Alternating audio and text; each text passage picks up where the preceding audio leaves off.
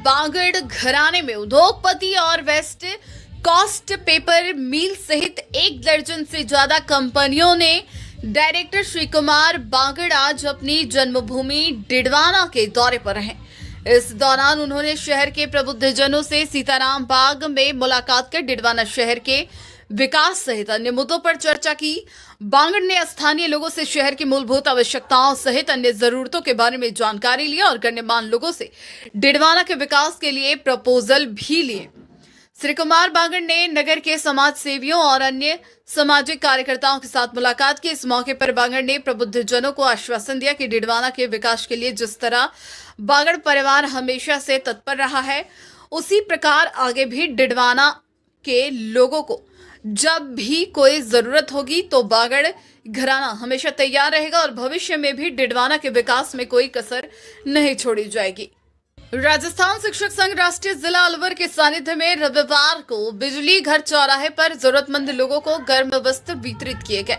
राजस्थान शिक्षक संघ राष्ट्रीय जिला अलवर के अतिरिक्त जिला मंत्री प्रदीप मीणा ने प्रेस बयान जारी कर बताया कि प्रदेश कार्यकारिणी सदस्य चंचल कुमार शर्मा के सानिध्य व जिला अध्यक्ष राजेंद्र तिवारी के नेतृत्व में अलवर शहर के बिजली घर चौराया पर संगठन के कार्यकर्ताओं ने जरूरतमंदों को कंबल, लोई, जर्सी, स्वेटर, कार्डिगन, गर्म ऊनी कपड़े, साड़ी आदि पहनने योग्य वस्त्र वितरण किए।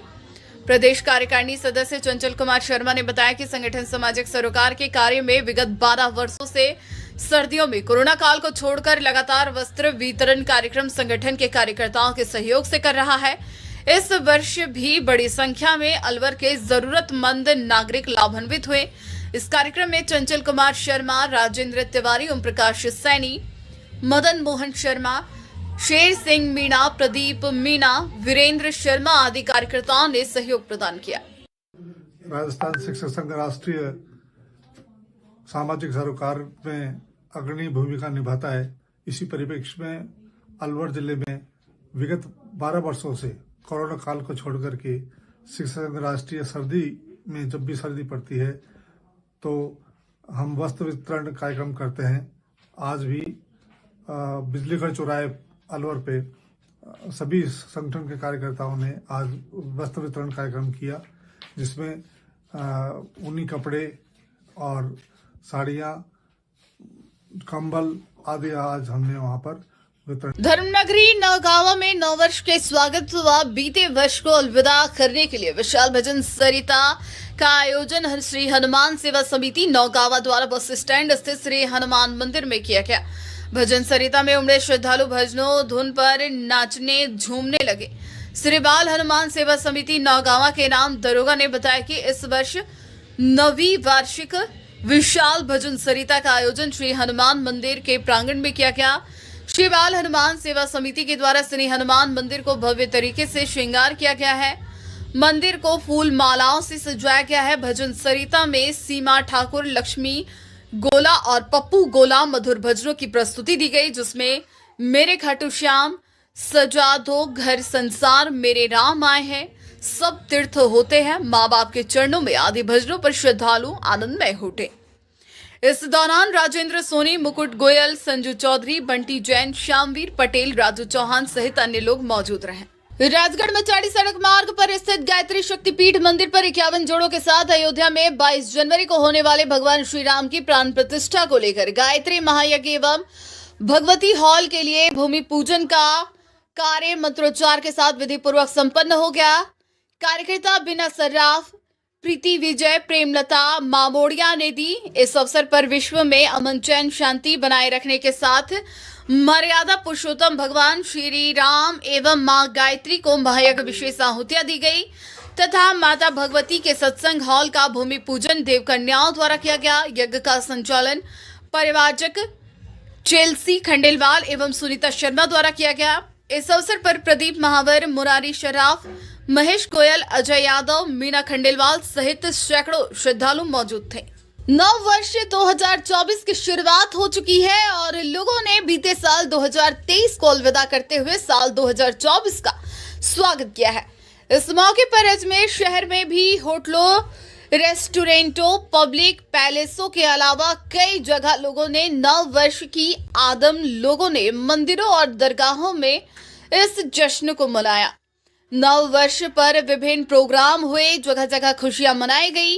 वहीं अजमेर दरगाह में दुनिया भर से विभिन्न धर्मों के लोगों ने इस मौके पर नव वर्ष की शुरुआत में ख्वाजा गरीब नवाज की दरगाह में जो खास दुआ होती है उसमें शिरकत की। अपने परिवार की सलामती के साथ ही भारत में तरक्की खुशहाली की दुआ मांगी गई। आज 2023 हमसे रुखसत हुआ और 2024 का आगाज हुआ। तो इस नए साल को आका करीम सल्लल्लाहु अलैहि वसल्लम की सुन्नत से शुरू करने के लिए लोगों को प्रेरित किया गया और यही प्रोग्राम किया गया ताकि आका करीम सल्लल्लाहु अलैहि वसल्लम की सुन्नत से जो काम शुरू किया जाता है अल्लाह उसमें बरकत अता फरमाता है, और अल्लाह का नाम लेकर वो काम किया जाता है तो अल्लाह उसको मुकम्मल फरमा देता है। तो अल्लाह से ये दुआ की कि आने वाला नया साल हमारे मुल्क के लिए अमन व शांति का माहौल बना रहे और इसमें अल्लाह ताला खूब बरकतें अता फरमाए, और 2024 में अल्लाह ताला हमारे मुल्क को खूब खुशियाँ और खुशहाली अता फरमाए। आज 2024 नया कारोबारी साल है। गरीब नवाज के दरबार में हर मजहब और मिलत के लोग आते हैं और हुजूर गरीब नवाज का भी यही पैगाम है कि मोहब्बत सबसे और नफरत किसी से नहीं। तो मैं बारगाह हुजूर गरीब नवाज से खाजी में खाजा दुआ करता हूँ पूरे हिंदुस्तान में भाईचारा एकता बने रहे, मोहब्बत बने रहे और आपसदारी के अंदर प्यार बढ़ता रहे। और गरीब नवाज के दरबार में हर मजहब और मिलत के लोग आज हाजिर है। रतलाम बॉम्बे से आए, ये बच्चे मेरे बॉम्बे से आए, मैं रतलाम से आई हूँ। बहुत अच्छा लगा, दुआ हुई सबके लिए, अल्लाह सबको अमन चैन में रखे, नया साल सबको मुबारक करे। अस्सलाम वालेकुम, मेरा नाम सैफी सैदी, हम लोग मुंबई से आए। ये हमारे दोस्त लोग हैं, हम लोग हर साल यहाँ पे आते हैं 31 मनाने के लिए और माशाल्लाह यहाँ का बहुत अच्छा माहौल रहता है। हर साल हम लोग 31 आते हैं। जितने भी अभी ये बार आए तो बीच में लॉकडाउन के वजह से 2-3 साल नहीं आ पाए, लेकिन अभी तो बहुत अच्छा लग रहा है माशाल्लाह, बहुत प्यारा माहौल है यहाँ का। अलवर के रामगढ़ थाना पुलिस गांव खिलौरा, खोजाका, खालसा नगर आदि नाका में 3 दिन के अंतराल में धुंध का फायदा उठाकर रात्रि में अज्ञात चोरों ने लगभग 10 दुधारू भैंसों व बकरियों को चोरी करके ले गए। इसी को लेकर ग्रामीणों में भारी आक्रोश देखने को मिला। रात्रि में पशुओं की सुरक्षा करने के लिए खिलौरा गांव में नाका बना दिया। रात्रि में 2 पिकअप गाड़ी आई जो बहुत ही तेज गति में थी। जैसे ही ग्रामीणों ने उनको रुकवाने की कोशिश की तो ग्रामीणों के बनाए गए नाका को तोड़कर मौके से फरार हो गए। उसके पश्चात रात्रि 3 बजे युवक बाइक पर आए जो ग्रामीणों को देखकर भागने लगे। ग्रामीणों ने उन्हें मौके पर ही दबोच लिया। उनसे रात्रि में खिलौरा गांव के आने के बारे में पूछा तो हक्के बक्के रह गए, तो पुलिस को सूचना देकर संदिग्ध अवस्था में पुलिस के हवाले कर दिया। चोरी की घटना से परेशान ग्रामीण इकट्ठा होकर रामगढ़ थाने का घेराव करने के लिए पहुंचे, जहां पर थाना अधिकारी से खिलौरा गांव के आसपास पुलिस गश्त बढ़ाने के लिए और पकड़े गए संदिग्ध युवकों की जांच करने के लिए मेजरनामा दिया। खिलौना गांव के राजू ने बताया कि खिलौरा के आसपास गरीब किसानों की लगभग 10 भैंस व बकरियां चोरी हो चुकी है, इसलिए ग्रामीणों ने चोरों को पकड़ने के लिए रात्रि में नाका बना रखा है, जहां पर ग्रामीण खुद अपने दुधारू पशुओं की चोरी होने की सुरक्षा कर रहे हैं। रात्रि में 2 पिकअप आई थी जो भैंसों को चोरी करने के मकसद से आए थे, लेकिन ग्रामीणों को देखकर मौके से फरार हो गई। उसके बाद 3 युवकों को संदिग्ध अवस्था में पकड़कर पुलिस के हवाले किया है। साथ ही बताया कि भैंस चोर गैंग इतनी सक्रिय हो चुकी है कि रात्रि में अवैध हथियारों को लेकर आते हैं। यदि वह भैंस को चोरी कर ले जा रहे हैं, उनको ग्रामीण रोकते हैं तो उन पर भी ताबड़तोड़ हमला कर देते हैं। सर मामला ये कि रात को हम गश्त पे थे गांव में, पहरा दे रहे थे गांव खिलौरा में। तो गांव खिलौरा में रात को 2 पिकअप आई भैंसों की भरी हुई, वो तो अपने निकल गई नाका तोड़कर। फिर रात में आधे घंटे बाद में 3 आदमी आए, उनसे आधार कार्ड सब पूछा है, उन्होंने कोई भी जवाब संतोषपूर्वक नहीं दिया। हम संतुष्ट नहीं हो पाए और उन्होंने कोई जवाब नहीं दिया, तो उनको हमने पकड़ लिया और पुलिस के हवाले कर दिया। कितनी भैंस चोरी हो चुकी है अब तक? अब तक हमारे गांव में से 4 भैंस और 8 बकरी चोरी हो चुकी है। कल भी कोई घटना हुई ऐसी? रात आए थे चोर, रात 3 भैंस खुली हैं लेकिन वो छोड़कर भाग गए। खोजा का से निवाली से पता? और रात निवाली में भी 3 भैंस खुली हैं और उनको भी छोड़कर भाग गए। और 3 भैंस आदिना का चोरी हैं और अपने खोजा का से चोरी। कितनी बकरी चोरी? 12, 8 बकरे खोजा का से चोरी हुए। तो पुलिस क्या कह रही है आपसे? पुलिस ये कह रही कि साहब इनकी हम अभी इन सब हमारे सर का इनाम है निवाली और छज्जूबास और खोजा का और खिलौरा दीना का, इनसे सर का इनाम करीब 8-10 भैंस चोरी हो गई और करीब 10-15 बकरी बच्चे चोरी हो गए सर। और एक खिलोरा गांव में रात को हम जैसे गांव में पहरा देते हैं रात को, तो सर वहाँ से पिकअप निकल के जा रही थी, तो पिकअप का हमने जैसे पीछा किया हुआ, वहाँ से भाग गए 2 पिकअप। तो ये आदमी हमको रात को मिले थे 3, तो इनको हमने वहाँ पकड़ के पुलिस के हवाले कर दिए चोर समझ कर सर। हाँ, वो जो हमारा नाका का तोड़ दिया पिकअप, हम खुद मारे होते उन्होंने। ये हथियार भी लेके आते हैं या कैसे? हाँ सर, ये फायरिंग भी करते थे सर। और क्या नाम है, एक तो हमारे एक लेडीज के खिलोरा में लोड भी दिया था सर, जो उसके कमर में चोट लगी हुई है। और ये फायरिंग भी। अलवर के राजगढ़ में गोविंदगढ़ पुलिस ने अवैध हथकढ़ शराब के खिलाफ बरवाड़ा में ताबड़तोड़ कार्रवाई की थी, जहां पर शराब की भट्टियों को तोड़कर कई हजार लीटर शराब को नष्ट किया था।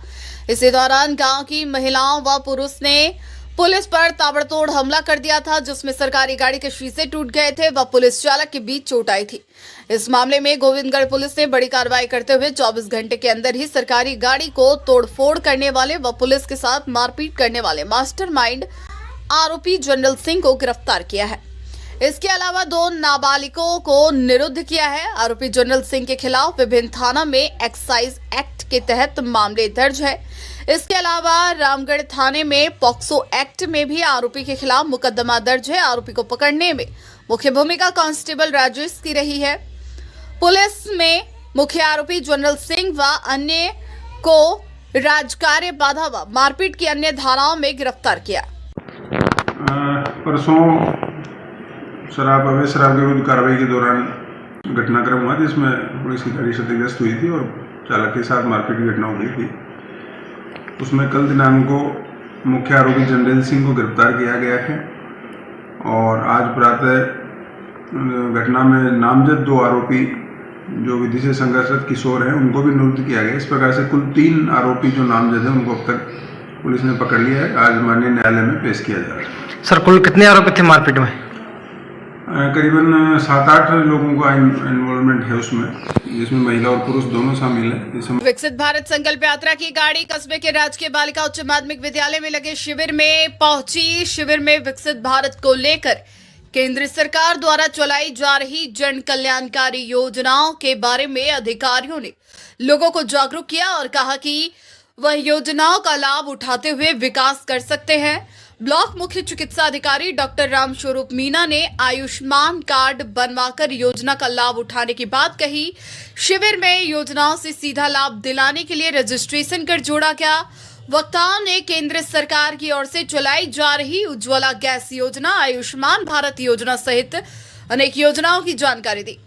विकसित भारत के संकल्प को पूरा करने में सहभागिता निभाने के लिए सभी ने सामूहिक रूप से शपथ ली। रेबड़ी उपखंड के पादुकला में ट्रिपल मर्डर का मामला सामने आया। पुत्र ने अपने ही माता पिता व बहन की धारदार हथियार से गला काटकर हत्या कर दी। सूचना पर पादुकला एसएचओ मानवेंद्र सिंह मैं जाप्ते के साथ मौके पर पहुंचकर तीनों शवों को राजकीय चिकित्सालय की मर्चुरी में रखवाया। पादुकला एसएचओ मानवेंद्र सिंह ने बताया कि मृतक दिलीप सिंह का परिवार कोरोना काल से पूर्व मद्रास में रहता था। कोरोना काल के बाद पादुकला में ज्वेलर्स का कार्य कर अपना जीवन यापन कर रहा था। बेटे ने मां बाप और दिव्यांग बहन की कुल्हाड़ी से वार कर हत्या कर दी। जानकारी के अनुसार सोते हुए परिवार पर हमला किया गया। शनिवार रात तीनों का मर्डर करने के बाद पुलिस स्टेशन पहुंचा और हत्या की जानकारी दी। हत्या के आरोपी को हिरासत में लेकर हत्या के कारण की पुलिस पूछताछ कर रही है। मृतक दिलीप सिंह उम्र 50 वर्ष, राजेश कंवर 48 वर्ष, प्रियंका 20 वर्ष। पुलिस सूत्रों ने बताया कि ये मामला पारिवारिक विवाद का हो सकता है। आरोपी बेटे मोहित सिंह से पूछताछ की जा रही है। इस दौरान ग्रामीणों की लगी भारी भीड़। बिल्कुल, मैं जयपुर था और मुझे खबर लगी तो मैं हमारे प्रधान प्रतिनिधि हमारे गौरव बात की अजमेर से, तो हम लोग थाने पहुंचे हैं। बहुत दुखद घटना हुई है और एसपी साहब और आईजी साहब वो पूरा स्टाफ मौके पर गए मौजूद है और सब मैंने कहा भी जाँच कर लो, इसमें कोई बेगुनाह फंसे नहीं और गुनाहगार कोई बचा नहीं। अपने लोगों से जो पुलिस प्रशासन जांच कर रहा है और जो रिजल्ट है सामने आ जाएगा। इसके बाद में भी उनसे पूछताछ की तो पूछताछ के अंदर प्राइमरी ये लग रहा है कि ये मानसिक रूप से स्थिर नहीं है इससे जो बात कर रहे हैं उससे बात से और अभी इसके फेशियल उस पर भी उस प्रकार से इसने ऐसा आपराधिक बोध इसके मानसिक रूप में नहीं लग रहा है। इसको और अभी थोड़ा समय रखते हुए और पूछताछ करेंगे। प्राइमरी ये लग रहा है कि इसने मानसिक जो संतुलन ठीक नहीं था, और उस पर इसके मोबाइल को भी हमने चेक किया, उस मोबाइल में भी कुछ सर्चेज हैं गूगल सर्च, उसके अंदर ये आया तो खुद सुसाइडल कैसे अटेम्प्ट करते हैं क्या होते हैं उसकी भी है। उससे ये लगता है कि भाई इसने सुसाइड करने की प्रयास किए, साथ में परिवार को भी खत्म करके, ताकि जो इसके साथ में जो घटना चल रही थी उसको मन में उसका पूरा खत्म हो जाए। अभी और इससे पूछताछ कर रहे हैं, इसको थोड़ा सा और ढंढस बंधा के और करेंगे, कुछ और एंगल या कुछ बात आएगी तो उस पर हमारी तफ्तीश। आज बाली में विश्व हिंदू परिषद, बाली बजरंग दल, दुर्गा वाहिनी, मातृशक्ति के संयुक्त तत्वाधान में श्री राम प्रतिष्ठा अक्षत कलश खंड सवितरण निमित्त श्री जैन फुलवारी में महामंडलेश्वर संतोष दास जी महाराज भाकर, कथावाचक संत निर्माण मोह दास महाराज, अमृत परमार, प्रवीण टेलर, नीरज गर्ग अतिथि स्वरूप उपस्थित रहे। प्रतिष्ठा महोत्सव समिति प्रखंड अध्यक्ष नरेंद्र परमार ने बताया कि कार्यक्रम की शुरुआत अतिथियों द्वारा श्री राम जी की प्रतिमा को दीप प्रज्वलन कर श्री राम के जयकारों के साथ की गई। कार्यक्रम में संत निर्माण मोहदास ने अयोध्या के श्री राम की प्रतिष्ठा का महोत्सव को धूमधाम एवं दीपावली की तरह मनाए। मूलाराम गहलोत ने 22 जनवरी को जागृत करते हुए सबको कार्य में लगना है। संयोजक नरेंद्र परमार ने बाली के 5 खंडों की जानकारी देते हुए दिनांक 1 से 7 जनवरी तक अक्षत से निमंत्रण करते हुए सबको समाज के हर तबके के पास जाकर 22 जनवरी दोपहर 12:20 में भव्य प्रतिष्ठा का समारोह मनाना है। महामंडलेश्वर संतोष दास ने सबको धर्म की राह पर चलते हुए श्री राम की प्रतिष्ठा भव्य मनाना है, सबका आभार व्यक्त किया। कार्यक्रम में चुनीलाल चौधरी, भरत चौधरी, अध्यक्ष वानाराम थान सिंह राव, श्रीपाल बाफना, रामलाल टेलर, महेंद्र वैष्णव, शंकर माली, पंकज पुरी, हीरालाल चौधरी एवं माताओं बहनों की उपस्थिति रही। 5 कलश का नगर में शोभा यात्रा के साथ भव्य स्वागत किया गया। शोभा यात्रा जैन फुलवारी से श्री हनुमान बाला मंदिर तक गई। वहां कलश स्थापित किए गए जो हर खंड में गाजे बाजे के साथ लेकर गई।